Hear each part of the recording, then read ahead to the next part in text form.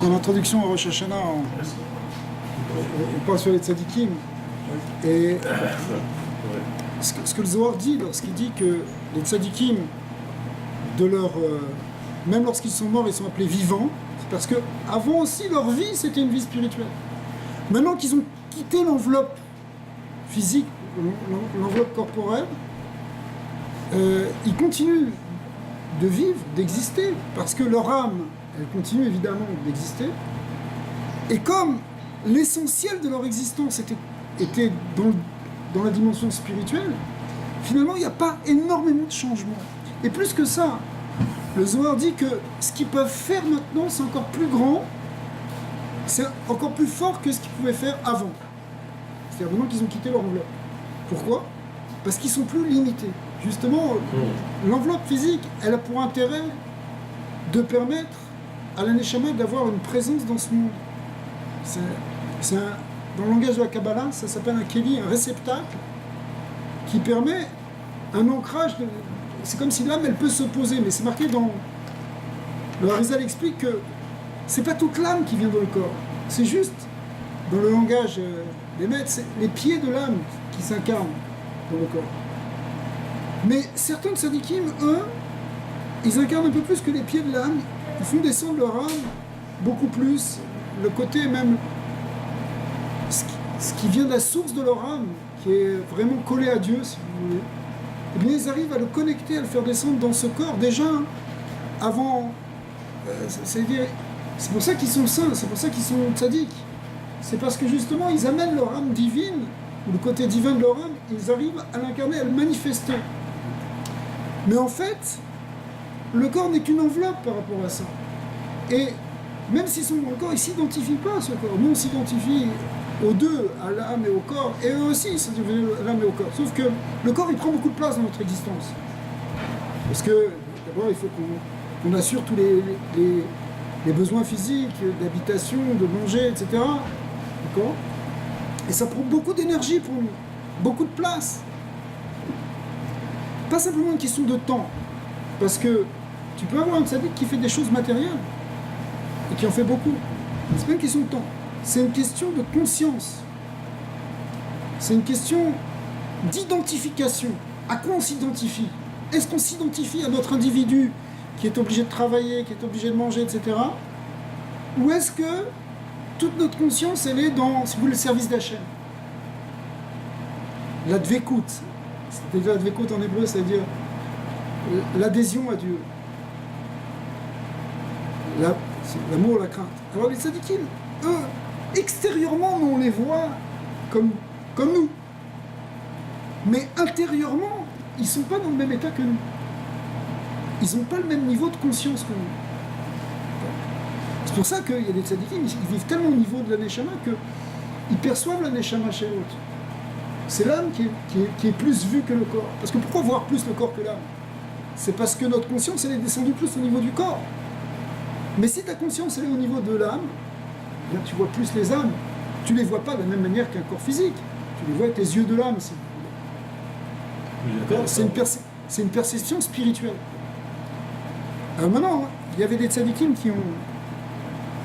En général, ce qui se passe, c'est que on dit que quand l'âme quitte le corps, elle se détache, c'est une déconnexion, et elle commence à remonter vers sa source, remonter dans les palais du Gan Eden, et elle va rester là-bas jusqu'à revenir au moment de la résurrection des morts. Lorsque la résurrection des morts, les âmes vont redescendre et les corps vont être ressuscités, c'est-à-dire on va partir d'une partie infinitésimale du corps, qu'on symbolise par un petit os, et bien le corps va revenir et il sera complètement pur et il y aura une union. Mais l'âme, en attendant, pendant ce temps, elle part dans les mondes supérieurs. Et de temps en temps, elle descend. C'est pour ça que la veille du Rosh Chodesh, ça veut dire c'est le premier jour du mois hébraïque, c'est-à-dire en fait le jour de l'apparition de la lune. Eh bien, la veille de Rosh Chodesh, lorsque la lune est totalement invisible, eh bien c'est un moment où l'âme redescend, ou peut redescendre. Ou bien, le 15 du mois, c'est-à-dire au moment de la pleine lune. Ce sont en quelque sorte des portes qui permettent à l'âme d'avoir une connexion. C'est pour ça que certains vont pèleriner des tzadikim vont prier sur la tombe de saint, ou bien de proches, en général, soit la veille de Rosh Chodesh, soit le 15 du mois, lorsque c'est la pleine lune. Et d'ailleurs, le rabbi, pendant des années, il allait chez ce qu'on appelle le Ohel de son beau-père, la tente de son beau-père, c'est-à-dire en fait, c'est pas la tente, mais c'est le tombeau de son beau-père. Il y allait 2 fois par mois, une fois à la veille de Rosh Chodesh et une fois le 15 du mois, lors de la pleine lune. Et puis après, les dernières années, il a changé le rythme, il allait 1 fois par semaine. Et après même les toutes dernières années, il allait 3 fois par semaine. Ce qu'il faisait là-bas, personne ne comprenait ce qu'il faisait. Il faisait des prières, il lisait des lettres, des gens qui avaient des problèmes, etc. Mais il pouvait rester 6-7 heures là-bas, en hiver comme en été. Et il faisait ce qu'il faisait. Mais les tzadikim, oui, vas-y. Question par rapport à la résurrection des morts. Est-ce que c'est tout le monde même? Alors, il y a aussi les non-juifs qui ont accès à la résurrection des morts, absolument. Mais ceux qui n'ont pas accès à la résurrection des morts, alors on pourrait le traiter, le Talmud en parle, en général c'est ceux qui n'y croient pas, ceux qui ont fait des choses extrêmement, qui ont fait une déconnexion trop grande par rapport au divin. Alors peut-être que quelque part ils ont détruit leur être, ça c'est possible. Mais en général, si quelqu'un il a fait une bonne action, il a voulu faire teshuva, revenir vers Hachem, faire quelque chose de bien de sa vie, il a une part dans le futur. Alors, maintenant, en général, les âmes, elles partent en haut et elles viennent de temps en temps en bas. Mais il y a des tzadikim qui, de leur vivant, prennent une décision de rester proche du monde d'en bas. On dit sur Rabbi Levi Yitzhak de Berditchev, un des grands maîtres de la Chassidut, du Baal Shem Tov un petit peu après, que lui, il a fait un serment de ne pas rentrer dans le Gan Eden. Il ne voulait pas rentrer dans le Gan Eden. Il ne veut pas rentrer dans le Gan Eden, je veux rester en bas pour aider Israël. C'était lui, on l'appelle le grand avocat du peuple juif, le défenseur d'Israël, parce que ses prières étaient très très hautes. Et il faisait toujours tout pour combattre les accusations, les accusations célestes. Pour le Nord, si on le transpose un petit peu, si leur mission c'est ça, c'est de payer d'abord les rencontres. Mais voilà, alors il y a des tzadikim qui faisaient ça, et effectivement on doit tous trouver toujours du côté, le bon côté. Et puis, finalement, le rabbi, il s'est expliqué que sa neshama, elle est quand même partie en haut, parce que c'est très difficile de résister au Gan Eden. Et le rabbi, lui, il a fait un serment. Il a juré, et il a juré en public. Et un serment qui est fait en public, on ne peut pas le délier, qu'il resterait avec le Ham Israël, avec le peuple d'Israël, jusqu'à la venue du Mashiach.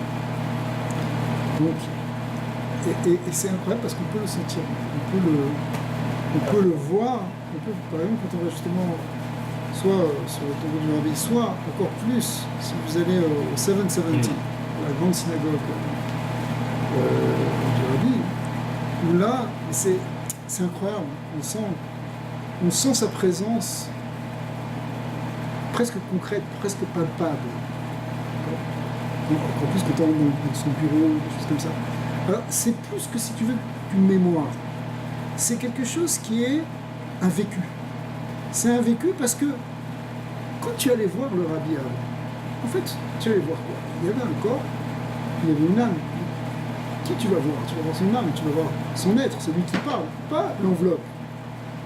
Quand je te parle à toi, mais qui est toi? Toi, c'est ce qui est derrière ton enveloppe. Tu comprends? Eh bien, cette âme-là, elle est vivante, dit le Zohar. Elle a une force.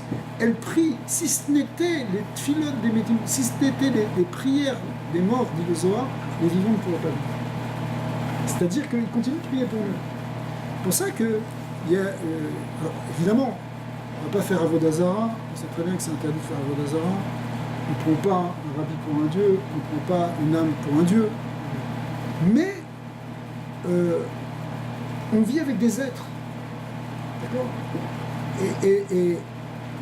Et les êtres humains, si vous voulez, ils ne sont pas que corporels. C'est même pas ça l'essentiel de notre existence. C'est pas notre corps. C'est une grande importance, le corps. Il ne faut pas du tout mépriser et il faut y faire attention parce que c'est quelque chose que Dieu nous a donné justement pour réaliser des choses. Parce que c'est ça qui, encore une fois, c'est ce qui nous permet d'exister dans ce monde.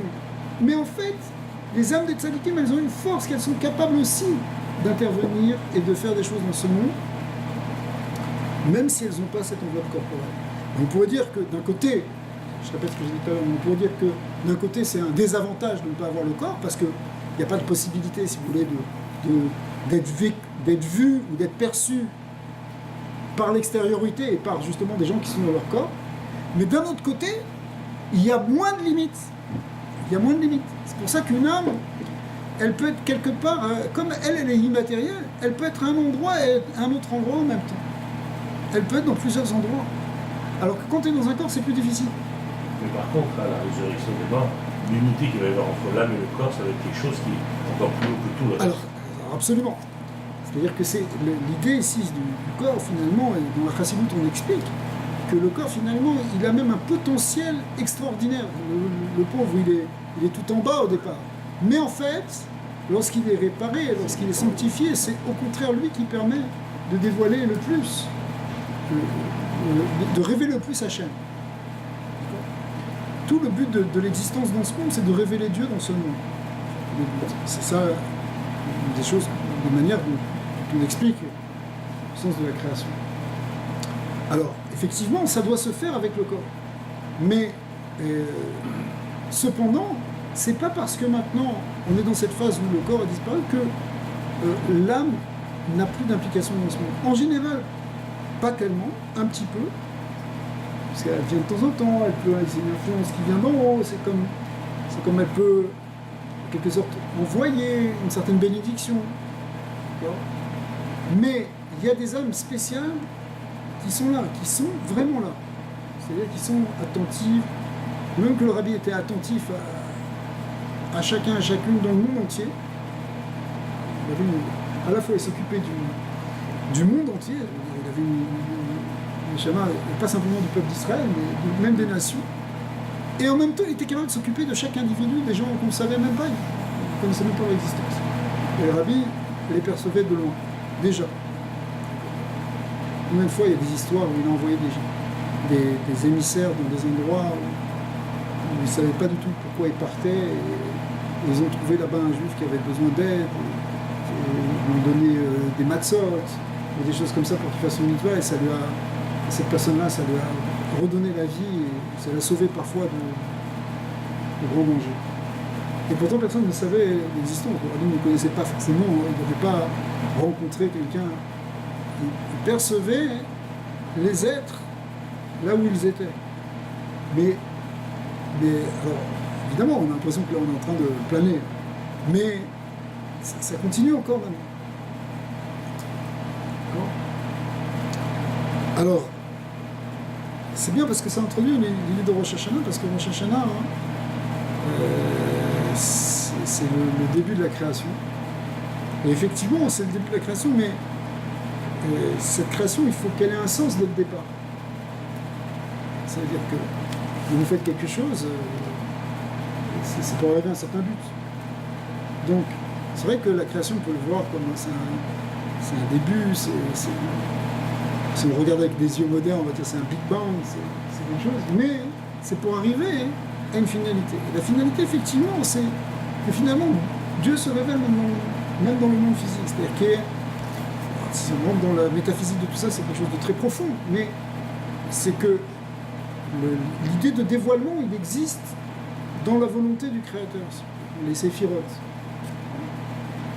Il y a la dernière séphira, s'appelle la séphira Malchut, c'est le niveau de la révélation, et en quelque sorte, c'est parce qu'il y a ce niveau de la révélation qu'il va y avoir une révélation.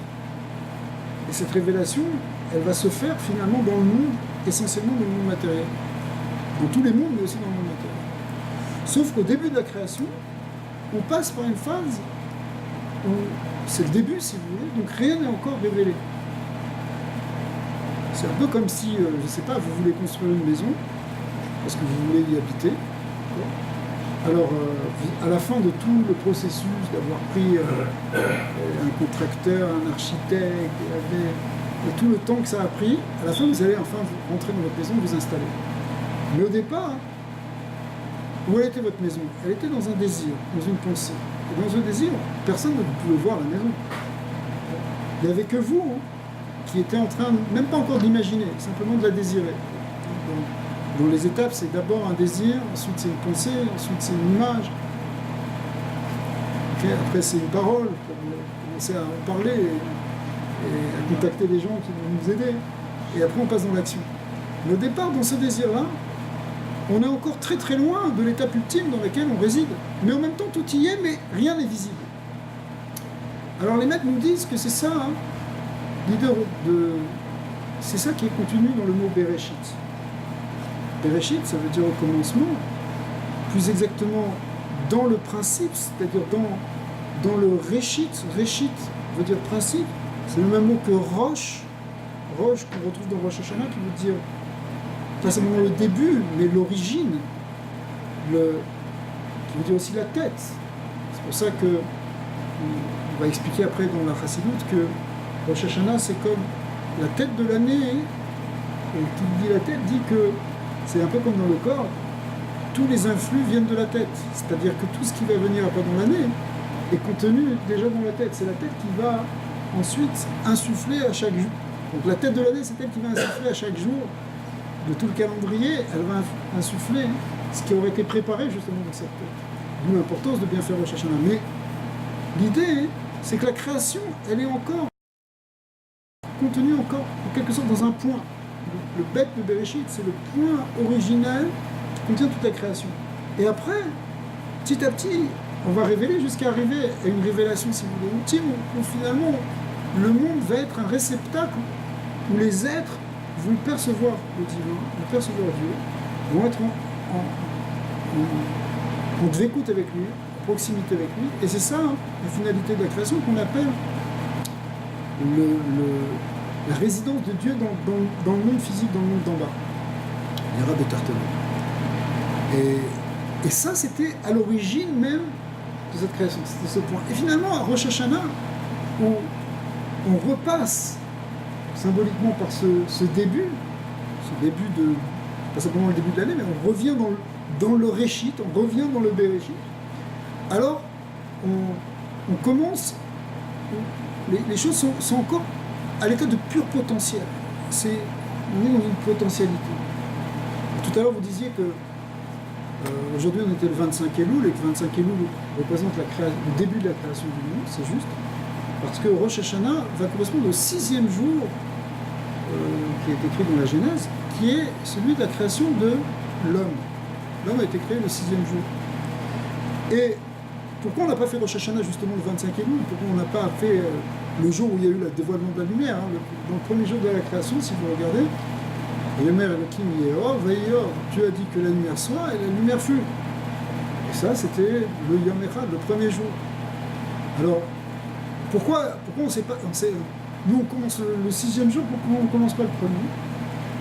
On explique que ce qui est le plus important, c'est le jour de la création de l'homme. Plus toutes les autres étapes qui précèdent, c'est-à-dire les étapes qui ont amené jusqu'à la création de l'homme. Après, on peut discuter scientifiquement, etc. Mais c'est un sujet passionnant, évidemment. Il faudra en faire, on en avait déjà parlé une fois, mais on va en refaire un peu là-dessus.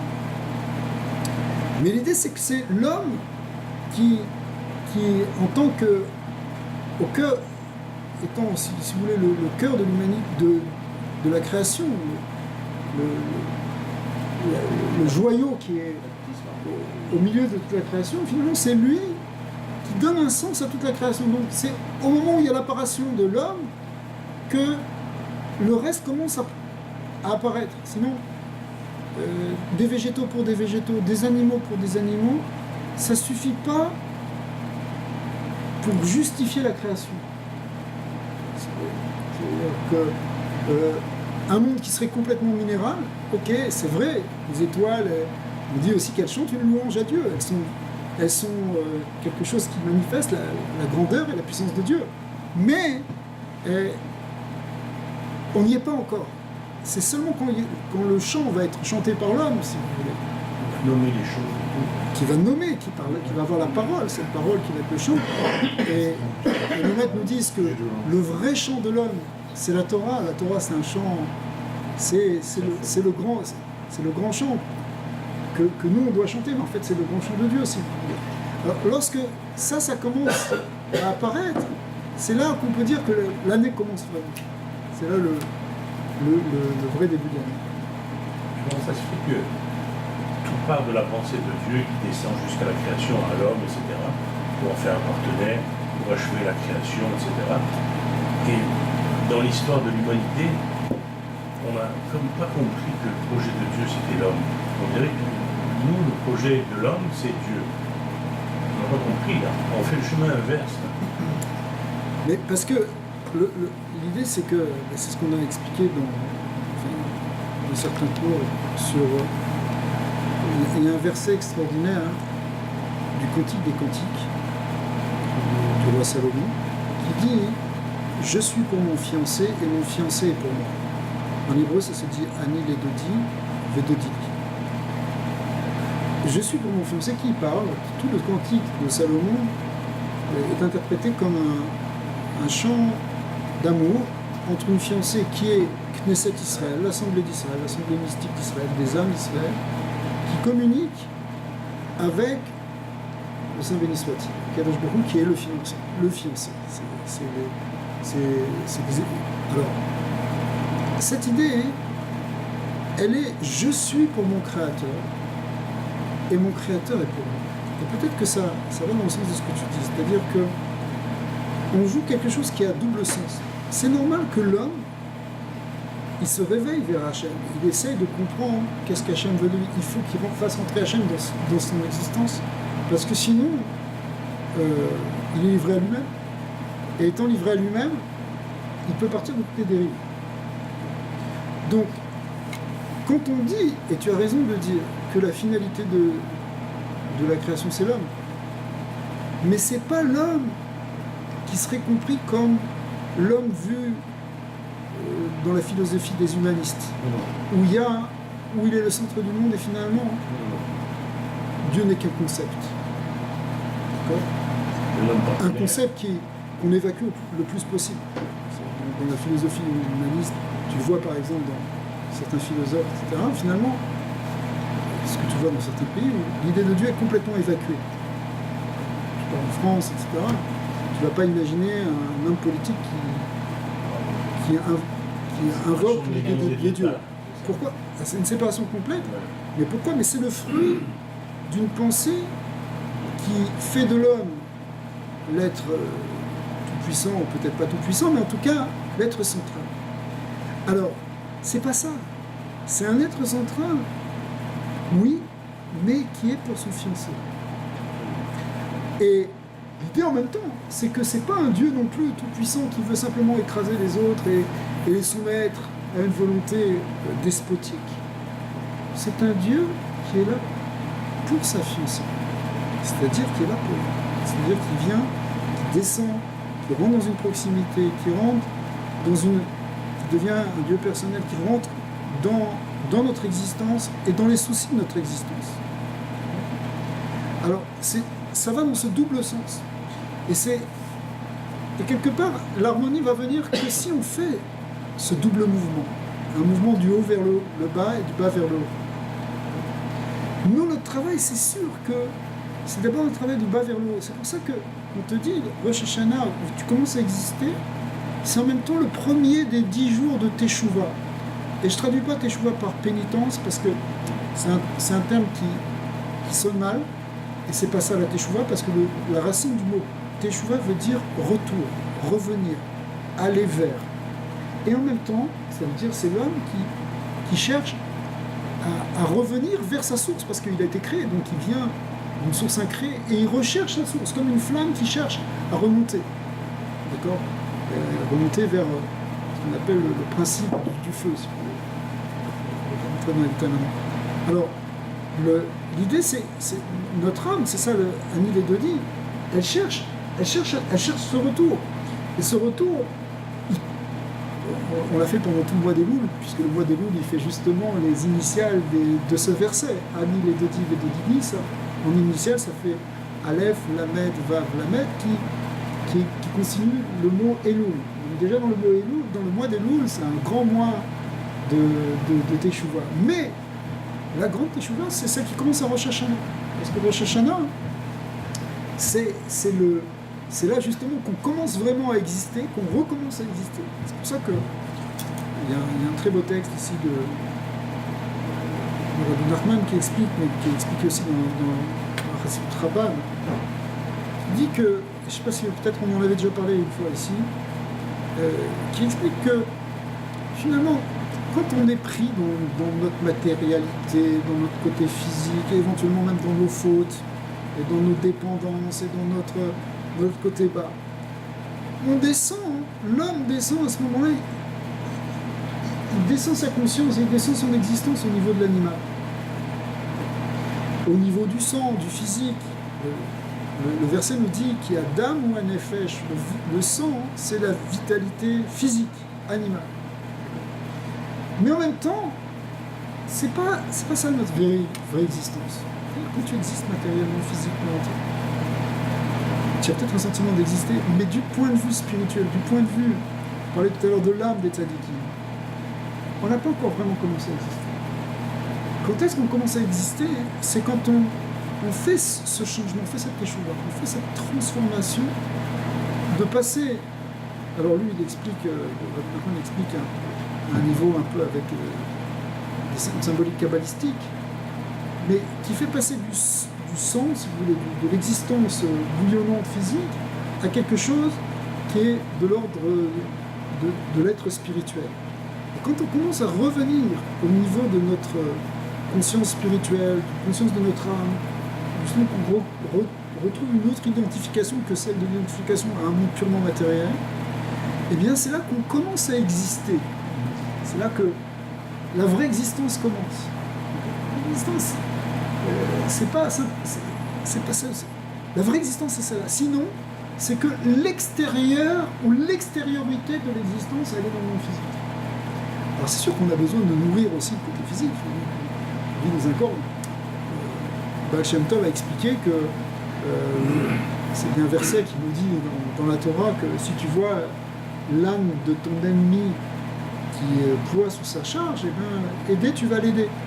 C'est un verset comme ça veut dire concrètement, si vous voulez dans la mitzvah, si tu marches dans la rue, tu vois l'âme de ton ennemi qui est là, et on dit ton ennemi, alors on explique comment tu peux avoir un ennemi, tu dis non, tu n'as pas d'ennemi, tu n'aimes pas. Mais c'est quelqu'un que il y a eu un problème de relation avec lui parce que tu as vu qu'il faisait quelque chose et tu n'as pas réussi à le ramener sur la bonne voie, alors lui il est froissé par rapport à toi parce qu'il a mauvaise conscience à chaque fois que tu le croises, etc. Alors, le verset nous dit, aider, tu vas l'aider, tu vas même l'aider en priorité, même avant ton programme, tu vas l'aider, ou même l'âme de ton ami, tu vas l'aider. Pourquoi? Justement parce que d'abord, il faut aider ce pauvre âme, et ce pauvre homme, parce que c'est sa cargaison qu'il a dessus, mais en même temps, ça va rétablir un sentiment d'amitié. Mais maintenant, le Baal Shem Tov interprète cette mitzvah à un niveau plus ésotérique. Il explique que l'ennemi, en fait, l'âne de l'ennemi, c'est notre corps. Qui, comme l'âne en hébreu, âne, c'est le chamor. Et chamor, c'est les mêmes lettres que chomer, qui veut dire matière. Donc le corps est fait de matière, c'est le côté matériel. Et il est notre ennemi parce qu'il ne fait pas toujours ce qu'on a envie. Tu voudrais te réveiller le matin pour faire telle ou telle mitzvah, et lui il te dit va dormir. Tu voudrais pas abuser de telle chose, et il te dit vas-y plonge. Donc c'est ton ami. Alors comment tu vas faire? Est-ce que tu vas commencer à le frapper et lui dire, tu vas lui mettre des coups et lui dire tu vas marcher comme il faut? Non. Il faut faire très attention parce que il faut le dresser notre corps. Il faut qu'on ait une discipline. C'est évident, n'importe qui. Tu n'as pas besoin d'être spirituel.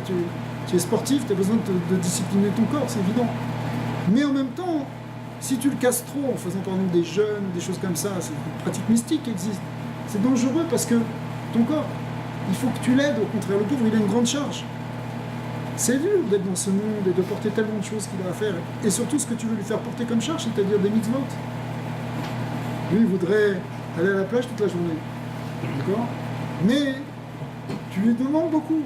Alors, aider, tu vas l'aider. Et ça, c'est une approche très intéressante qu'a amené le Baal Shem Tov et la Chassidut, c'est que il ne faut pas rentrer dans une dichotomie. On parle d'ennemi, mais tu vas l'aider. Alors, c'est plus ton ennemi si tu l'aides. Tu comprends?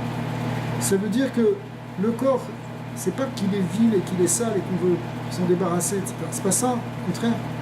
Il faut l'aider à rentrer dans cette union dans ce rapprochement avec la chaîne. Alors c'est ça, ça veut dire que...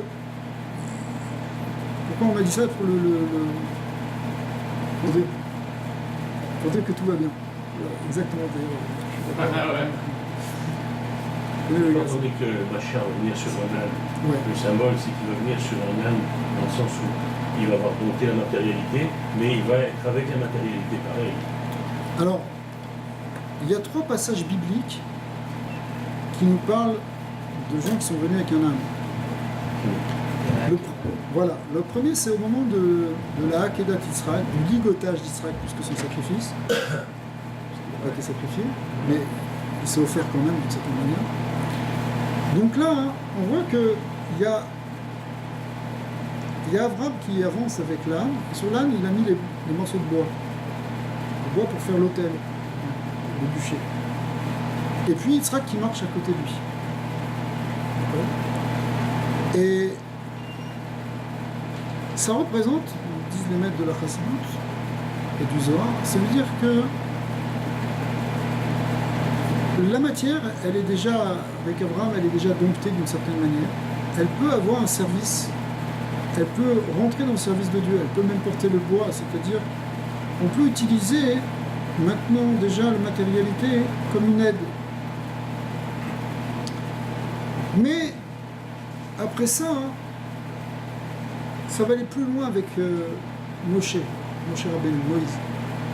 Quand lui, il revient en Égypte pour aider ses frères, après être parti à Midian pendant un certain nombre d'années, il revient avec sa femme et ses enfants, et il les met sur l'âne. Il met sa femme sur l'âne et ses enfants. C'est un niveau où effectivement la matière maintenant elle peut être porteuse en réalité de quelque chose de beaucoup plus spirituel. Ça représente l'idée qu'au moment de Matan Torah, lorsqu'il y a eu le temps de la Torah, ça c'est l'époque de Moïse, le spirituel a pu prendre une vraie connexion avec le matériel. Jusqu'à présent, le matériel il pouvait être utilisé. On voit par exemple justement cette histoire des bois avec Abraham ou Yaakov qui avait pris des morceaux de bois qui nous permis en fait qui permettait, si vous voulez, de faire une certaine connexion avec Dieu. On ne va pas l'expliquer maintenant, il a taillé des morceaux de bois qu'il a mis devant les brebis, mais ça représente des choses plus profondes. Mais enfin, ces bois c'était des morceaux de bois.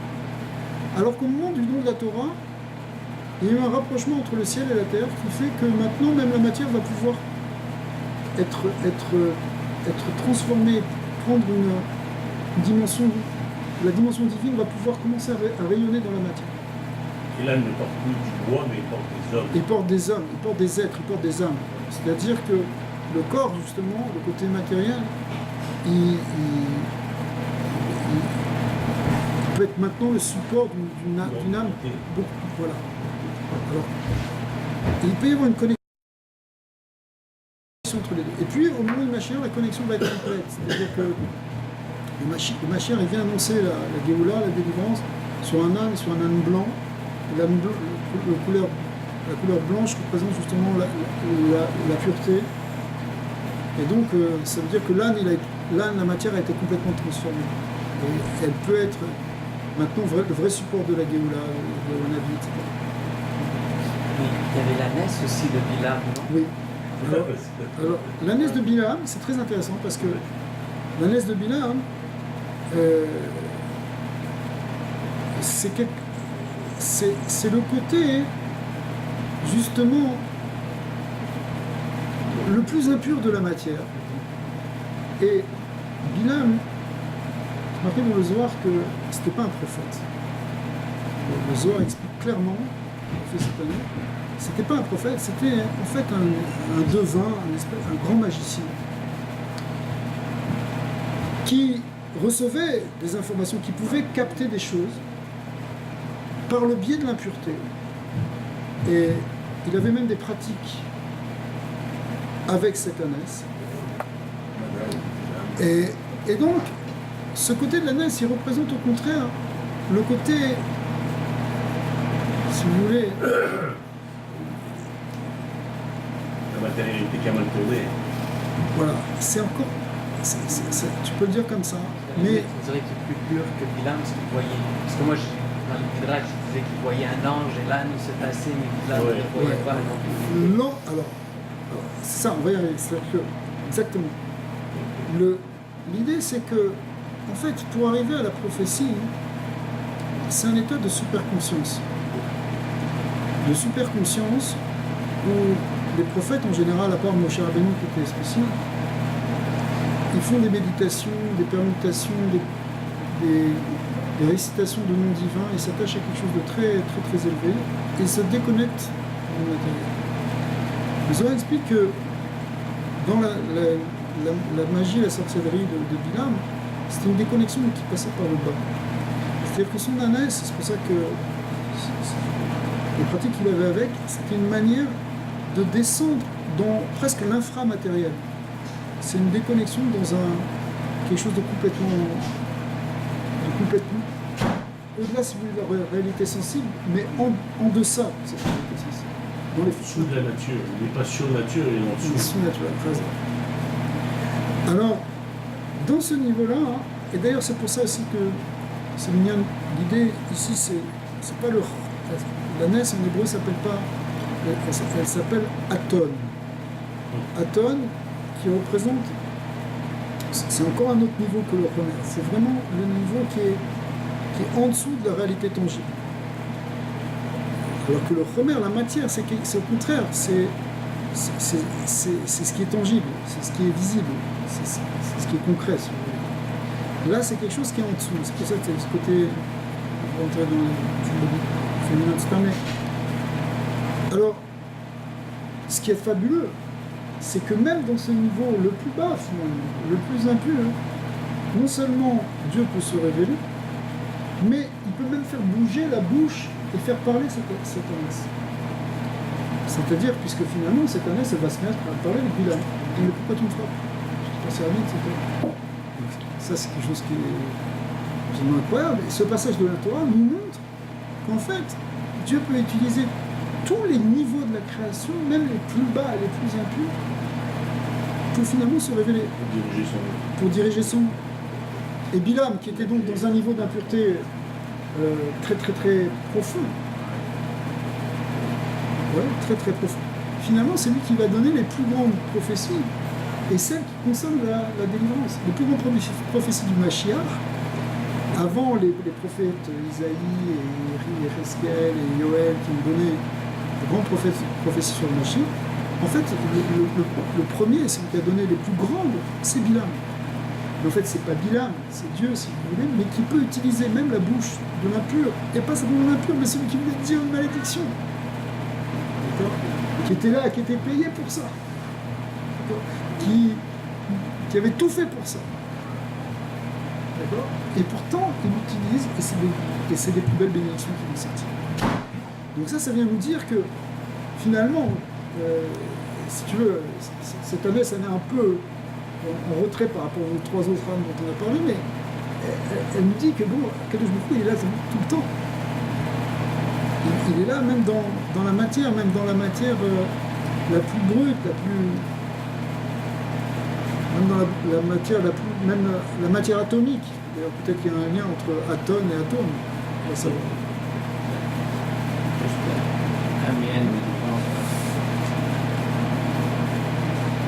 Ouais, c'est comme ça.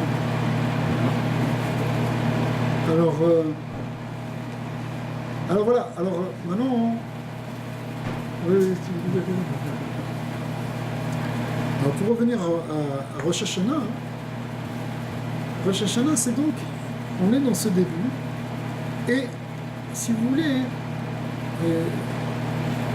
l'attitude à avoir en quelque sorte, c'est une attitude où justement,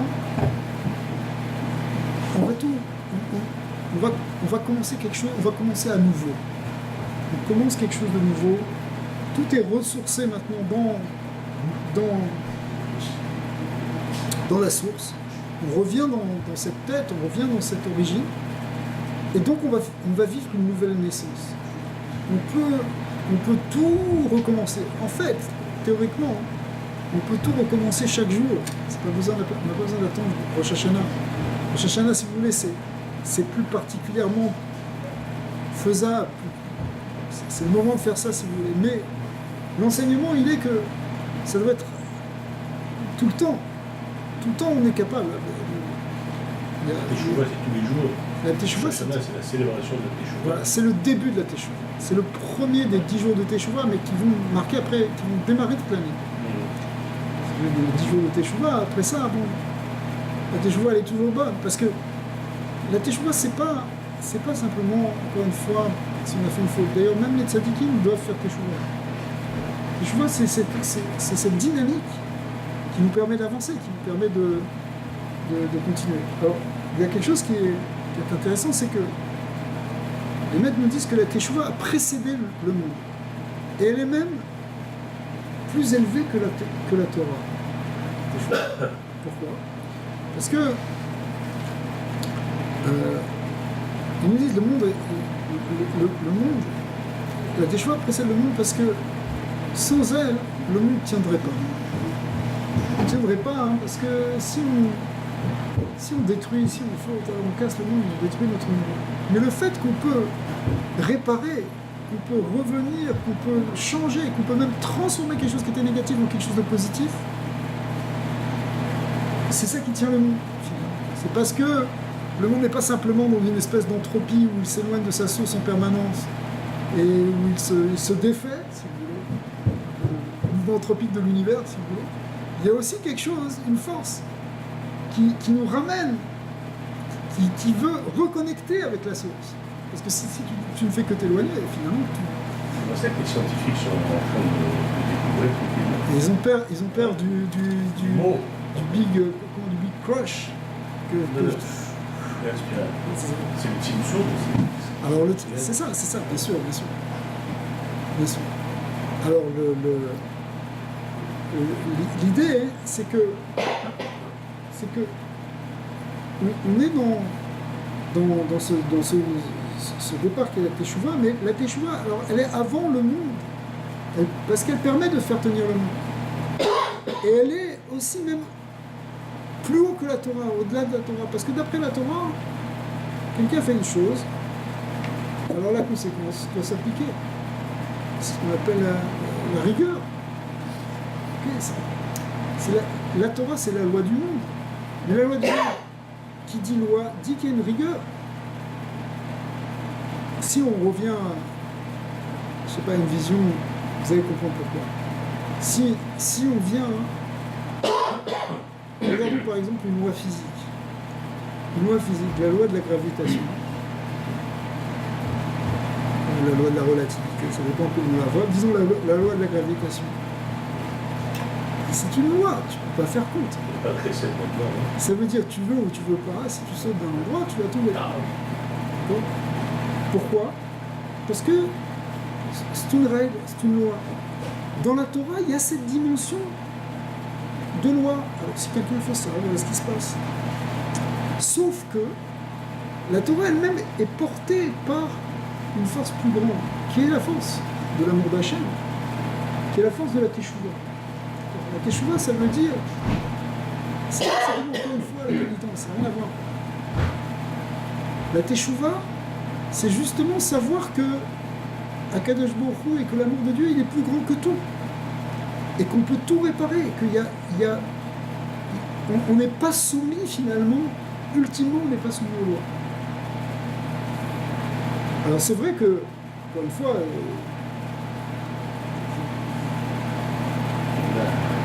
compte sur un film. C'est quoi ce film? C'est les chrétiens. Pas que les chrétiens. Entre autres, tous les musulmans de l'autre côté du film, par exemple. À l'intérieur même du Oui. judaïsme. Je sais qu'il y a le Chesed, Boura et le milieu. Et, Et Jacob. et c'est pour ça que je vais faire ça. Hein? Parce que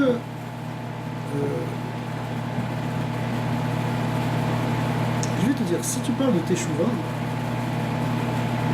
la Teshuvah, elle est basée sur un concept.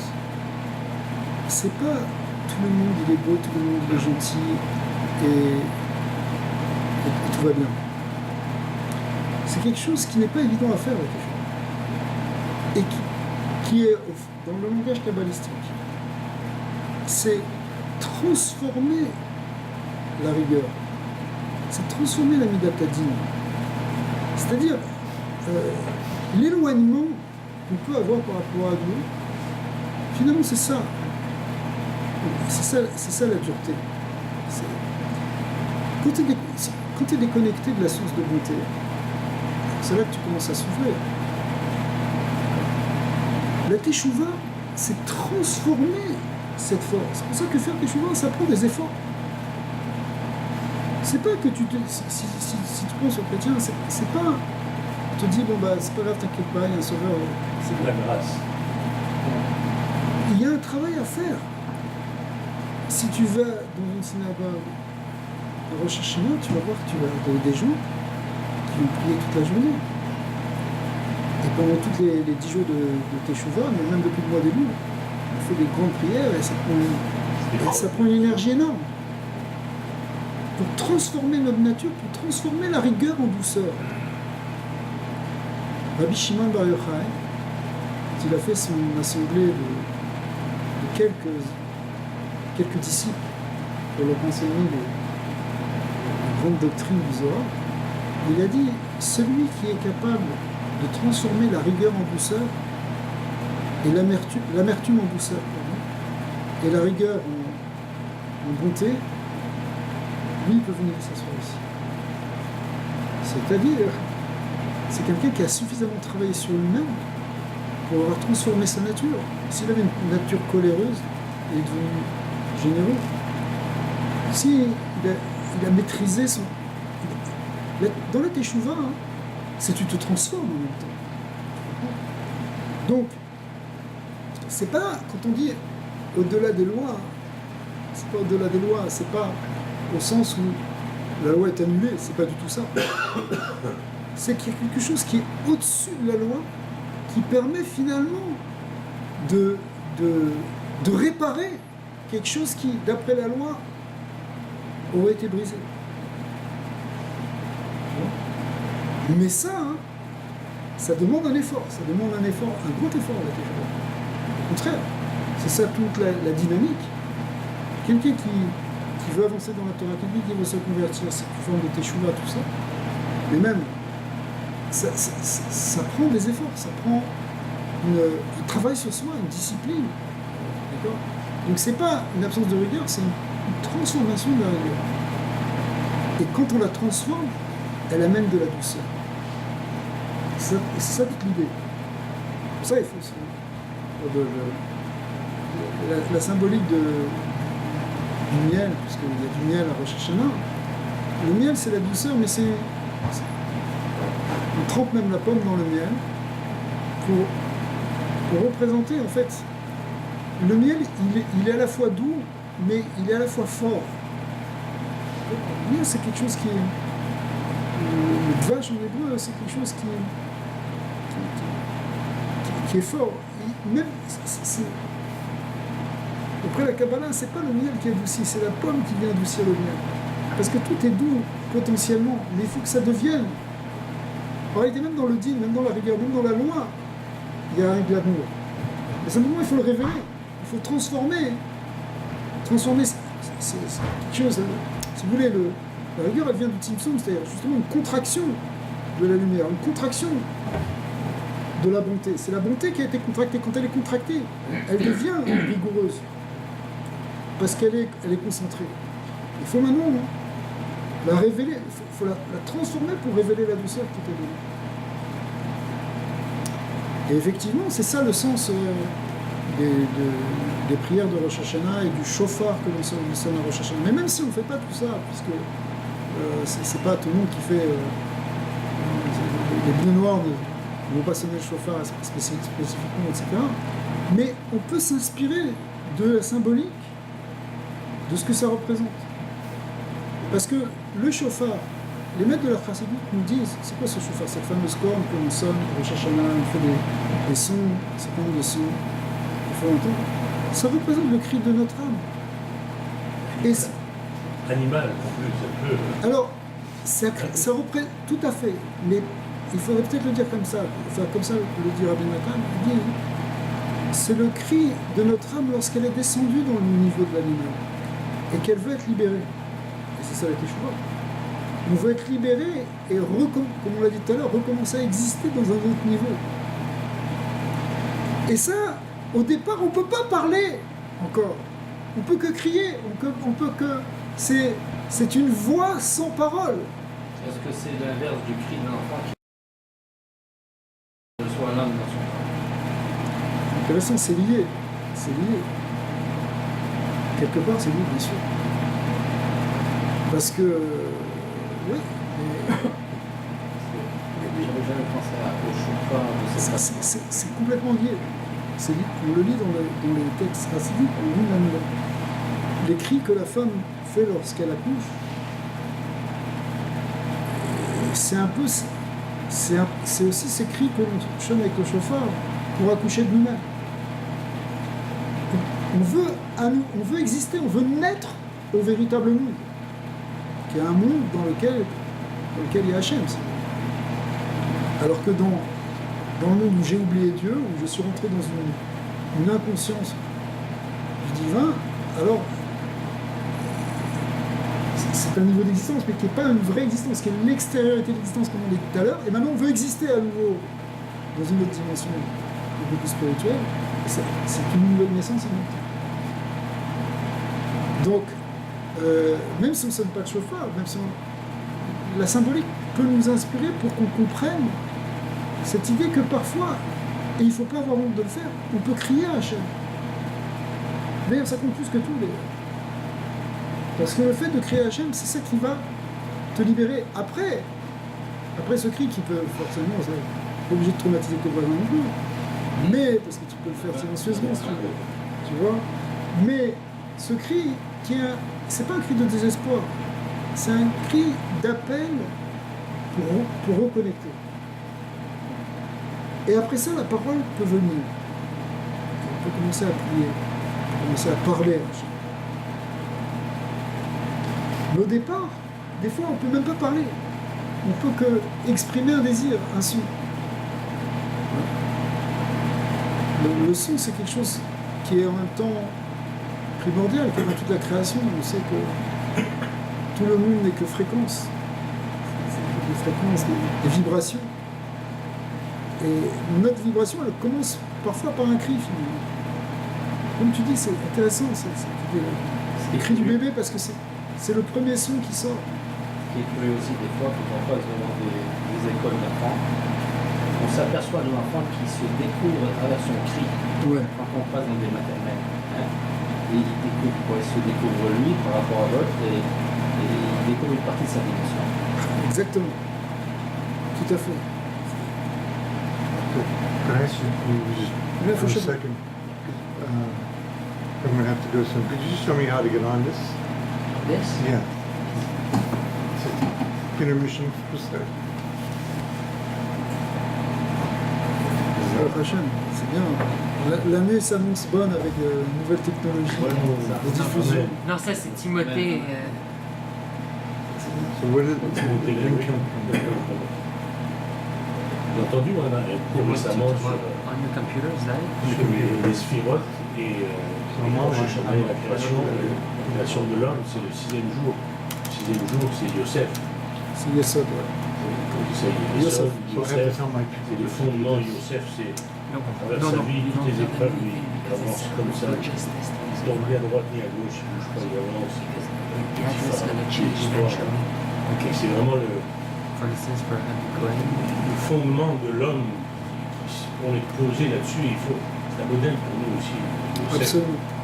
Grand modèle. La sphira de Yesod, qui veut dire fondement, elle a été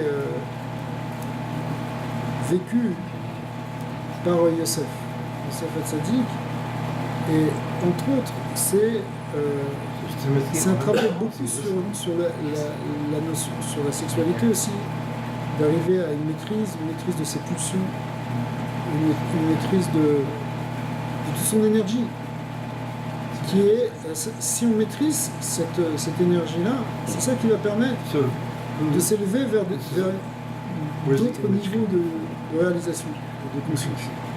Alors que si quelqu'un il est simplement à la merci et il ne fait que suivre ses pulsions animales, pas forcément dans quelque chose de très très mal, mais évidemment il a du mal à s'élever, il manque la fondation. C'est ça la fondation. Et Yosef, il nous montre. Yosef, c'est marqué dans le Zohar. Yosef, on l'appelle Yosef le Tzadik. Le Zohar dit qu'il n'a été appelé Tzadik que lorsqu'il a passé l'épreuve de la femme de Potiphar, qui était la femme du ministre chez qui il était au service en Égypte, qui essayait de le séduire. Pendant un an, elle essayait de le séduire tous les jours, puis un jour, elle s'est retrouvée seule avec lui, et il a été pris une grande tentation, mais finalement, au dernier moment, il a réussi à s'échapper, au prix d'avoir été emprisonné après pendant 12 ans, parce qu'elle l'a accusé, etc. Tort. Mais il préférait ça plutôt que de tomber dans une faute, puisque c'était une femme mariée. Donc il dit, je ne vais pas fauter ni devant Dieu, ni devant ton mari. Donc le fait qu'il a tenu justement dans cette mitzvah, qui est d'ailleurs une mitzvah de cette loi de Noah, qu'il faut quand même répéter dans la génération dans laquelle on est, où il n'y a plus tellement de barrières, c'est que les bnei noirs sont interdits, ils n'ont pas le droit on interdit d'adultère et d'inceste. Les relations libres, c'est autre chose, c'est interdit pour Israël, mais pas pour les bnei noirs, mais en tout cas, l'interdit justement d'adultère, et Yosef a tenu. Le fait qu'il a tenu, on peut dire, ben bon, il a tenu, voilà, ça va, ok, très bien. C'est ça qui fait qu'il est appelé Tzadik. C'est pour ça qu'il a été appelé Tzadik. Donc c'est vraiment, effectivement, c'est le fondement qui va tout permettre. Après, il est devenu le vice-roi d'Égypte, en fait, le roi d'Égypte, c'est-à-dire c'est lui. Il régnait sur, au sens littéral, il régnait sur l'empire. Les idolâtres, les corrompus, et tout ça, mais c'est ça, mais il régnait sur le monde de la matière en même temps. C'est-à-dire que si tu maîtrises ça, tu n'es plus soumis au monde de la matière. C'est lui qui a organisé l'économie en Égypte, ça veut dire les influx, symboliquement, ce sont tous les influx de bénédiction qui descendent dans le monde par les bénédictions. Pourquoi ça, le tzaddik, il fait ça, pourquoi? Parce que justement, il a réussi à se contrôler, se maîtriser, alors du coup, les bénédictions vont passer par lui. Il va canaliser. Le fait qu'il a canalisé son énergie, du coup, ça va permettre de pouvoir canaliser des énergies supérieures. Alors que s'il était soumis aux énergies inférieures, alors il n'y a aucun accès aux énergies supérieures.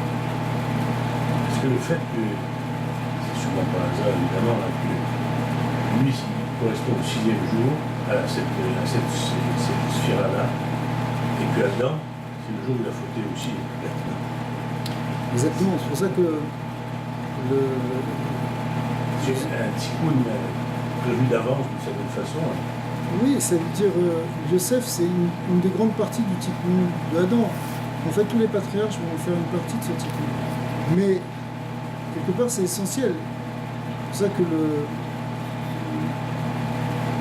ce qui est présenté comme la faute d'Adam Arishon, c'est d'Adam le premier homme, il a consommé un fruit qui était défendu.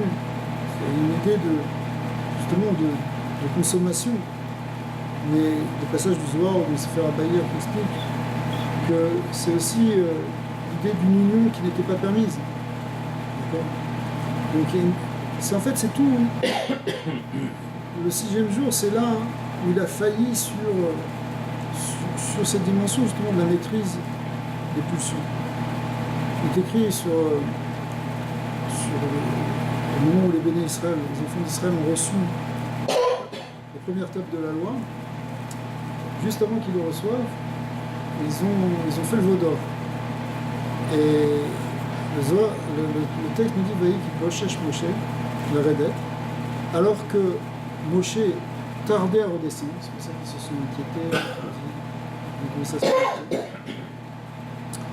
Eh bien, le Zohar dit Boshech, ça peut se lire aussi pendant le 6. Shesh, c'est 6 en hébreu. Le 6e jour, ça faisait référence justement à ce 6e jour où Adam a fauté. Et eux aussi, ils sont retombés dans le même péché, sous forme d'idolâtrie, sous forme aussi de débauche. C'est drôle parce que là aussi c'est une précipitation, parce qu'ils avaient mal calculé. Souvent le cas de la précipitation. Alors, c'est pour ça, là tu touches à quelque chose de très intéressant. C'est pour ça que la Teshuvah, elle va demander de la patience. Parce que la Teshuvah, elle demande de la patience parce que merci. Parce que justement, les choses ont été faites avec précipitation. On n'a pas contrôlé. Alors qu'en fait, il faut. Maintenant, on va réparer les choses degré par degré. Et l'idée d'échelle de Jacob et Yaakov, elle est intéressante parce que les Chachamim nous disent, il y a plein de symboles évidemment dans cette échelle, mais qu'il ne faut pas sauter une marche. Quand tu marches, tu tombes. Tu peux éventuellement peut-être sauter une marche, mais tu ne peux pas sauter 2 marches. Ni la montée ni la descente, parce qu'il faut savoir monter, il faut savoir descendre. Donc, la Teshuvah, c'est justement savoir graduer les choses. C'est vrai qu'on peut se réveiller d'un coup.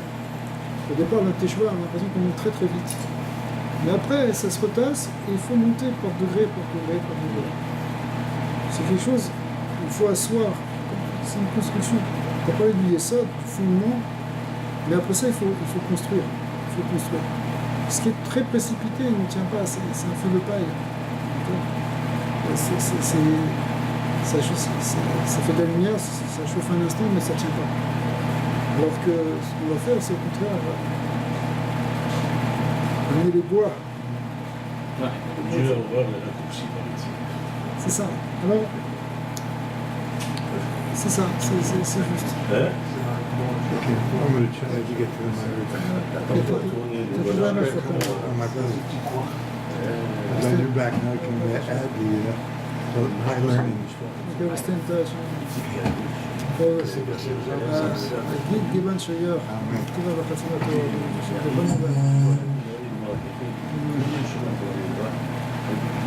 Is the small city here? It's yours. We'll talk about it later on. Thank you very much. So we're gonna see. We're gonna meet together on Sunday. Sunday is a very technical day.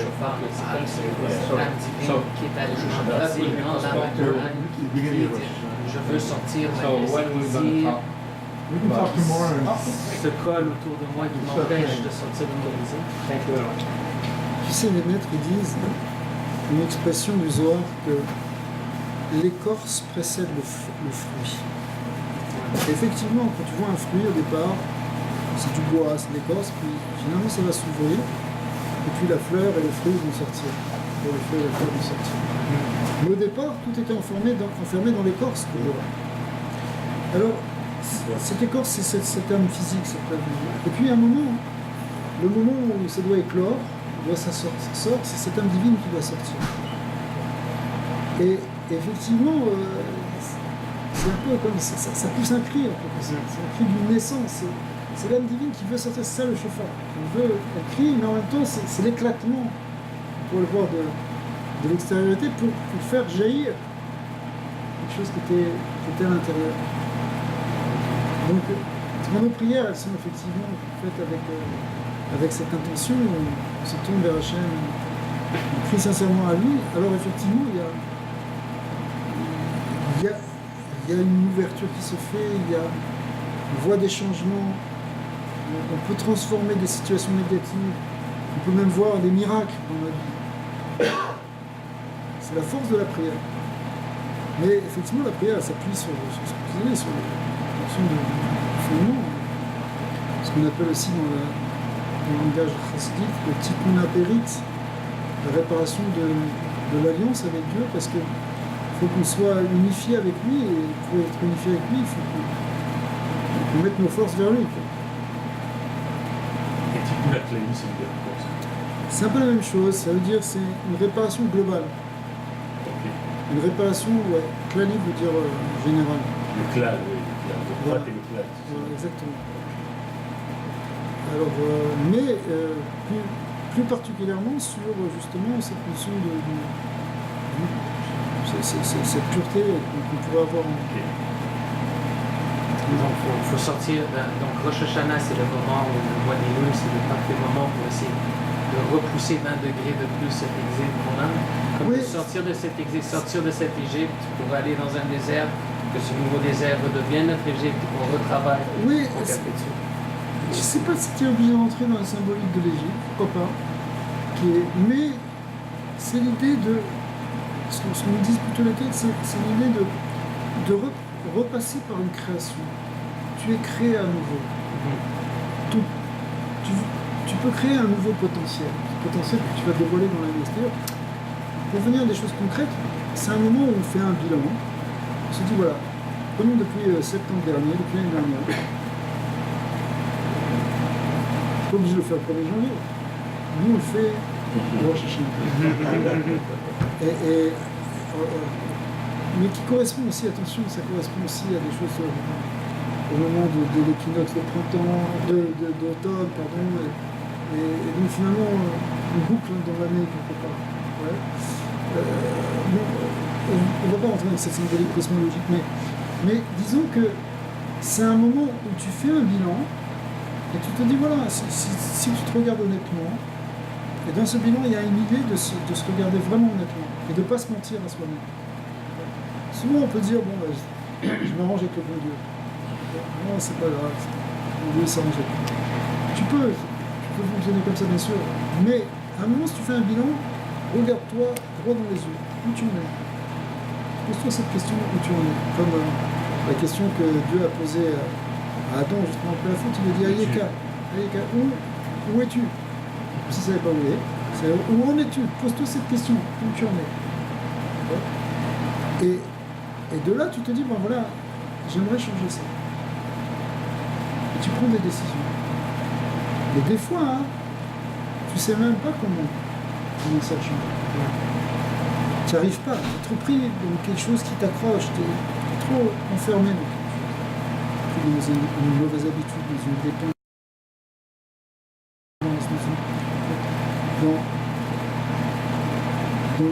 dans une mauvaise croyance sur toi. Ça peut être même une croyance négative que tu as sur toi. Tu peux sortir, ça peut être prisonnier de ça.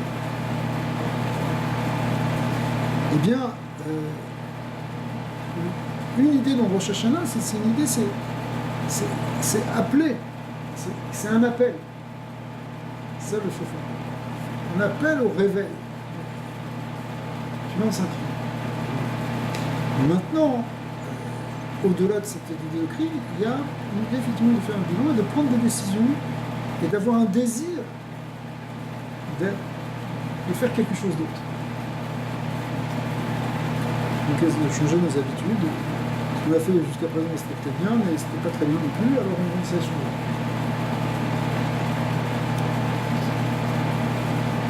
Mais ça doit être, attention, c'est très important, ça doit être quelque chose qui est dans la joie.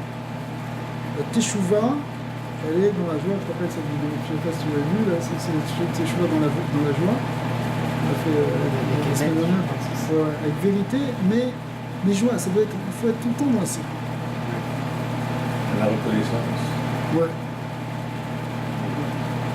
Donc il faut partir confiant, heureux, content, voilà, c'est un bon moment. Ça tombe bien, c'est avec la rentrée scolaire, il y a un début de quelque chose. Okay, Et voilà. De toute façon, la rentrée scolaire, elle va se rendre. Moi, ça veut dire. Pour les jeunes, c'est ça la nouvelle année, ça commence là, ça commence pas. Ceux qui ont des business, là, c'est leur année civique, c'est fin décembre, mais. Ouais, mais pour ceux qui sont en apprentissage, ça tombe bien. La Torah était là avant le C'est vrai, tu l'as bien sorti. Elle est bonne celle-là. Faut la noter, elle est trop bonne. Si déjà elle était avant le monde. Tu t'es dépassé là. Tu t'es dépassé là. Chacun à son niveau. Ok, alors je vous souhaite une bonne. Alors, prenez un morceau de biscuit. Alors, je vais donner à chacun. Ah bah ouais. On va attendre de faire un régime. Voilà. Une bonne année, pleine de douceur. La bénédiction. C'est super. Une bonne année, bracha. Voilà. Shana Tova, Umetuka, Shana Tova. Oh mince, je vais taper une question, je vais taper quelque chose. Mange le pain Si béni. vous aviez des questions, Ouais, moi j'ai une question. Vas-y, pose la question. Encore des questions.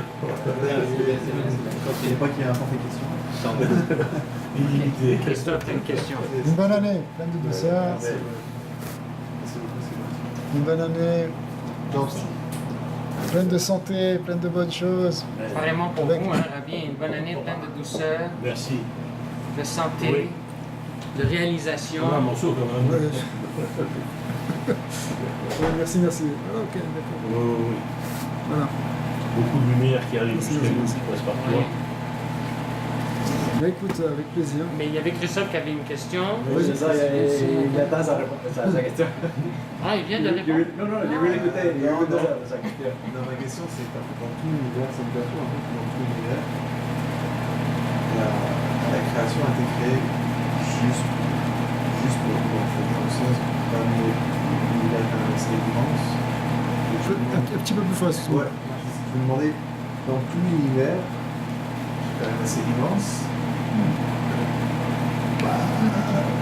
en tout cas, l'échelle humaine, c'est assez énorme. Et on soit les seuls êtres vivants à travailler dans la réalisation de Dieu. Alors, c'est très très bonne question. Très bonne question parce que on est là, on est un peu nombriliste, on dit l'homme, Ouais, c'est ça, perturbe un on peu. pas, etc. Je suis d'accord, on verra un petit peu. Et tu regardes la planète à l'échelle de l'univers, c'est même pas un grain de poussière. Si tu la vois pas. D'accord ? On sait maintenant les modèles qu'on a de l'univers, c'est les modèles actuels, mais quand même. Alors, premièrement, c'est pas sûr qu'on soit les seuls dans cette création. Non, mais attends, moi, Non, parce que- L'incroyable, c'est qu'on croit. J'ai entendu J'ai ça. mal à croire qu'on est les C'est ça. seuls. Que mène à la tête. Le rabbi l'a clairement dit. Moi, je crois en la Torah, Mais- je crois qu'il y a d'autres religions. Mais si tu veux, voilà. Mais si tu veux, dans notre monde, à part ça, à part aussi le fait que la Torah, elle parle d'anges, elle parle d'êtres qui sont dans d'autres mondes, des univers parallèles, etc., des univers plus spirituels. Donc, on parlait des âmes tout à l'heure, l'âme aussi, elle existe dans une réalité. Le monde physique tel qu'on le voit, c'est peut-être qu'une partie. D'après la Kabbalah, c'est même la plus petite partie de l'univers véritable. Et c'est fini. Et c'est fini. Mais maintenant, dans notre monde à nous, c'est-à-dire dans le monde qu'on perçoit, parce que c'est vrai que on peut imaginer bon, l'univers avec une certaine taille, qui ne nous parle pas vraiment d'ailleurs, parce qu'on ne comprend pas ce que ça veut dire 10 puissance 50.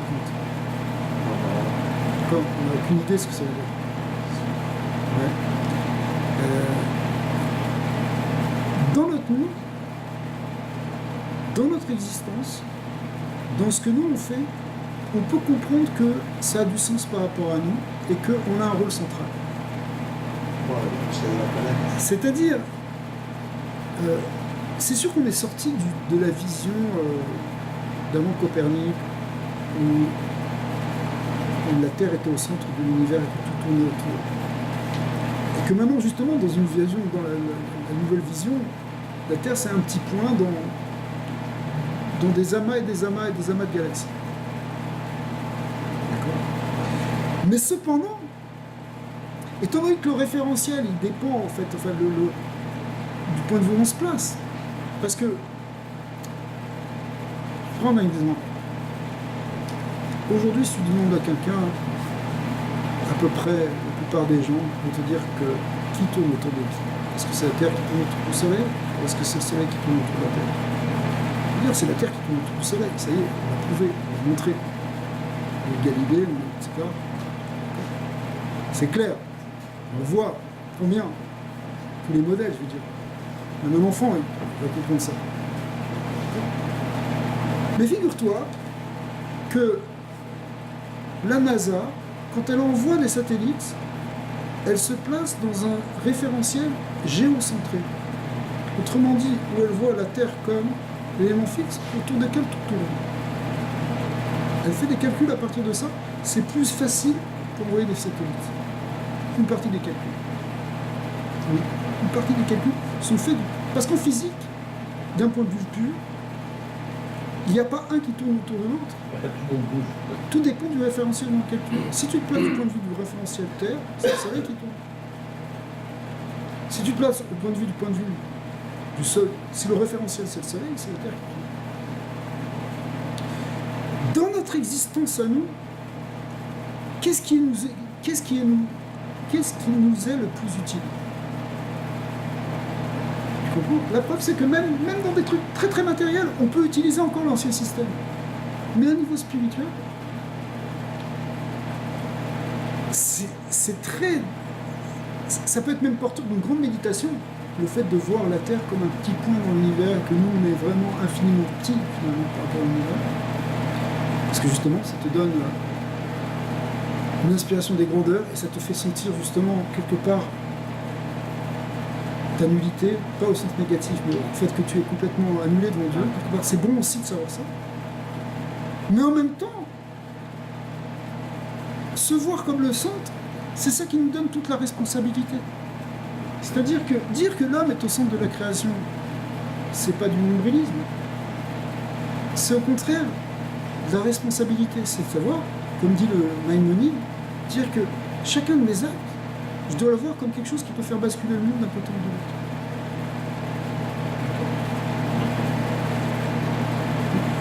Presque tout le monde est d'accord qu'il n'y a pas une chose qu'on fait dans le monde qui n'a pas une réaction. Au niveau physique, mais au niveau spirituel aussi. Donc, tu peux voir le monde comme étant posé sur une balance dans laquelle chacun de nos actes peut faire basculer quelque chose. C'est la base de notre croyance profonde. C'est-à-dire que on va amener le monde justement à changer.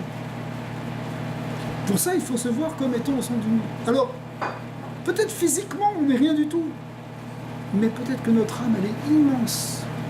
Peut-être elle traverse tous ces univers. Elle est peut-être les cieux sur lesquels tous ces mondes tournent. C'est notre croyance profonde dans la Kabbalah, où on pense que notre âme, elle n'est pas simplement... Justement, notre corps, oui, il est dans le monde physique, mais notre âme... Et toutes les parties de notre âme, ils passent par tous ces mondes de Asiya, Etzira, Bria, Atzilut, Alam Kadmon. Donc, en fait, quand on dit qu'on est au centre du monde, c'est pas le côté physique qui est au centre du monde. C'est le côté spirituel qui est au centre du monde.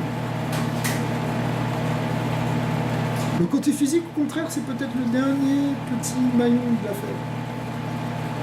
Petit qui va devenir grand dans son importance. Mais ça, il faut comprendre pourquoi il va devenir important. Il va devenir important parce qu'il est en connexion avec cette âme. Parce qu'il va devenir le réceptacle, justement, de cette dimension très très spirituelle qui peut se révéler en nous. Le corps est très important parce que c'est un réceptacle. Et c'est un réceptacle extraordinaire.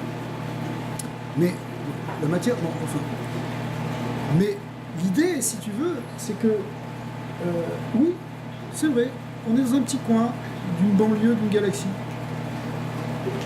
Mais en même temps, notre âme, elle traverse tout ça. Elle peut traverser tous ces mondes, elle peut connecter même avec le Créateur, etc.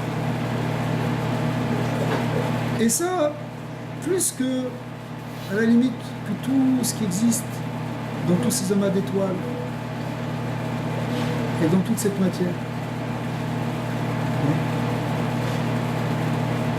Alors pourquoi c'est comme ça? Pourquoi c'est immense? Pourquoi il y a des endroits qu'on n'a pas accès? Tout ça c'est mystérieux, on n'en sait rien. On n'en sait rien. Et il y a pas de hasard. Sauf que, encore une fois, le fait que Dieu nous a mis dans un monde très grand et qu'on le perçoit de plus en plus grand, on le perçoit plus grand qu'on le percevait il y a 20 ans et qu'il y a 100 ans. Le monde devient de plus en plus grand, il devient perçu beaucoup plus grand.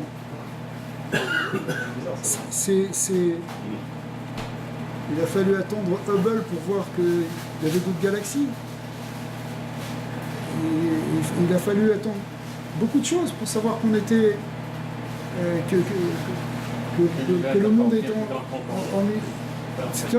Okay. Et donc, dans la Gabriel, n'est-ce pas que c'est comme un cercle avec le caf qui remonte. Et le centre, il y a l'énergie qui a été concentrée au maximum, et fait le vide autour. C'est que l'univers est fini, il va être fini. Oui. Hein? Il est absolument fini. Ah oui. Il est fini. De l'autre côté, c'est fini. Oui, oui. De l'autre côté. C'est dans une autre dimension. Oui, oui. Le seul véritable infini, c'est Dieu. C'est lui, c'est le Ensof. Mais tous les mondes ont une dimension finie, bien sûr. En lien avec l'infini. Alors, L'infini qui les fait vivre. absolument. Alors, dans les mondes supérieurs, dans le monde de Hatzilut ou d'Ankaman, l'union entre le fini et l'infini est complète. C'est bien que Hatzilut, c'est un monde, mais il est infini en même temps. Il y a des séphirotes, qui dit séphirote, dit numération, dit degré. Quand tu dis degré, quand tu parles de degré, tu n'es plus déjà dans l'infini. Mais malgré tout, le mystère de Hatzilut, c'est que c'est unifié avec l'infini. Mais dans les mondes, plus on descend dans les mondes physiques, moins cette union entre le fini et l'infini est apparente. Et tout notre but, justement, c'est d'arriver à montrer et à révéler l'infini au sein du fini. C'est ça le sens, par exemple, du temple, du tabernacle, du Beth Amikdash, dans lequel l'infini se révèle au sein d'un monde fini. Mais en fait, derrière le temple, c'est le monde entier qui doit devenir un temple. Et ça, c'est le travail de l'homme. Parce que l'homme peut unifier tous ces mondes. Il porte en lui l'homme primordial et il porte en lui l'homme physique. C'est le projet de Dieu. C'est le projet de Dieu. Alors on va le réaliser cette année, même avant Rosh Hashanah. T'as déjà, on va y aller. Ouais, c'est parti. Voilà. Alors bonne année, bonne santé, de bonnes choses. Merci pour la question. Parce que regarde. Voilà, c'était. Voilà.